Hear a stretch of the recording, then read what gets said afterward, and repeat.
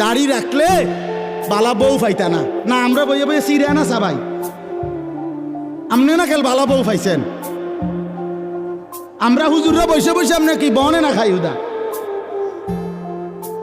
কি বলেন আপনি এগুলো? এই সমস্ত বাজে কথার কোনো অর্থ আছে কি বলেন না কেন? শয়তানের ধোঁকা ছাড়া আর কিচ্ছু না, নফসের ধোঁকা ছাড়া আর কিচ্ছু না। কেন ছেড়ে দিবেন আল্লাহর নবীর সুন্নাত? হাসরের ময়দানে কেমনে দাঁড়াইবেন বাপ? নবীজি সাল্লাল্লাহু আলাইহি সাল্লাম জিজ্ঞেস করবে, উম্মত 23টা বছরে আমি তোর কাছে ইসলাম বুঝাবার জন্য পিঠটা ঝাঁঝরা করে ফেলেছি তায়েফের পাথরের আঘাতে।